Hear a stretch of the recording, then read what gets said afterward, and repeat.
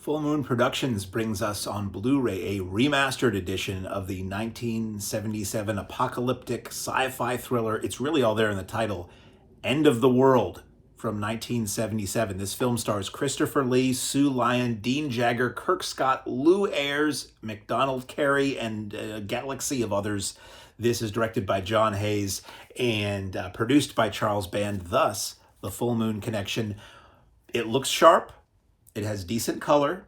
It looks like it's maybe from a semi-clean release print. There is film damage and things like that, but it doesn't have that like remastered from the negative look where you can see every detail in the shadows and people's hair colors. Wow, his hair is in black. It's actually light brown. It's not one of those transfers. The dark shadowy areas kind of just drop off to black, but it looks good. Certainly looks good. It looks better than probably a videotape would. This is basically a scientist discovers alien transmissions coming in. He investigates with his wife, portrayed by Sue Lyon, and he discovers that, I'm not going to tell you the whole story, he discovers that these weird alien transmissions are signaling an invasion or an apocalypse, and that Christopher Lee, who is an alien posing as a priest, is a harbinger of alien chicanery.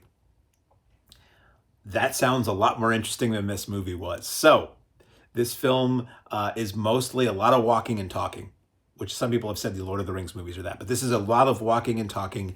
The upside of this is a 1977 drive-in movie. I cannot imagine sitting in an indoor theater watching this. This is the kind of movie you watch at a drive-in with a cheeseburger in one hand and your date in the other, and maybe you're kind of paying attention, or maybe it's mostly the soundtrack to a lot of fun in the backseat. But if you sit and you watch this with rapt attention, I like 70s movies. I like that era. I like the aesthetic of that era. So I can watch a movie like this and still kind of get something out of it for the score, for the funky score of the day and the clothes and the cars and the decor and all that. If that does not get you through like it gets me through, this is a pretty boring movie.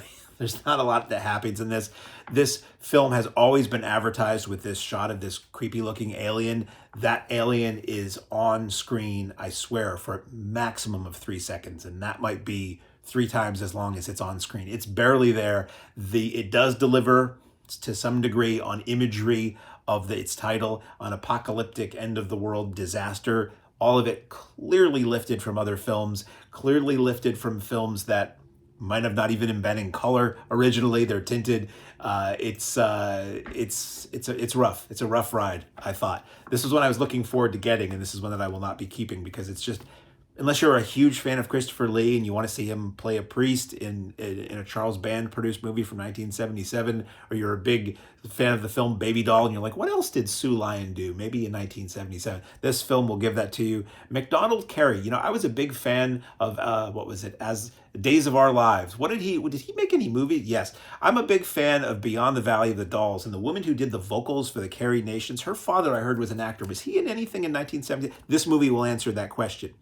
Otherwise, beware. So, extras on this. Oh, I also want to say, during the end credits, which are, this is not a long film. This is, what does it say here? 87 minutes, 80 minutes, 92 minutes. It's not very long. It's barely an hour and a half, but it's one of those films that plays the old trick of the end credits are very slow and they're very widely spaced out as they crawl up. And I think they may also do the thing where they put the names up one at a time, just whatever kind of running time they can pull out of those credits, because the movie itself, there isn't enough there to hit feature length.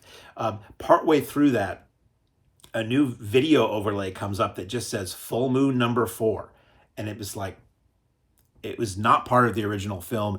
It's something for some reason that they did on this video master, but it kind of bummed me out. Again, not that I even particularly liked this movie, but it bummed me out that it yanks you out of the illusion of watching a movie in 1977. Suddenly it's this new video overlay that is like they just stamped on there that said, this is Blu-ray number 4 in a series. Like that. I did not care for that. I did not. Extras are vintage. It's listed as vintage trailers. None of them are. Maybe the Laser Blast trailer is a vintage trailer, but most are newly done promos utilizing the new masters they have. So it is a good thing in that if you watch the trailers for these Full Moon releases on the extras on this Blu-ray, they show you what you're going to get. These are what these new transfers look like. And for the most part, they look very good, but they're not vintage trailers. And I love vintage trailers. I love to see how a film is advertised. Occasionally a vintage trailer will have shots that aren't in the movie. or they'll advertise something as something it's not. The voiceover ballyhoo, especially like for the New World trailers of the era, were fantastic. The titles, the graphics, all that kind of stuff. These don't have any of that. Any titles or narration that you see is done very recently, so that's kind of a bummer. But the titles that they advertise are Crash, which I highly recommend, not the serious film about race relations, not the serious Cronenberg film about people who really get off on accidents. This is a movie from the 70s. Charles Band produced, maybe directed, but produced, I think, about a car that is possessed by somebody just running people over. It's kind of like The Car, but it's even more insane and ridiculous. Mansion of the Doom, The Daytime Ended, which is a film I saw on Channel 56 as a kid one night, had no idea what it was, and it freaked me out.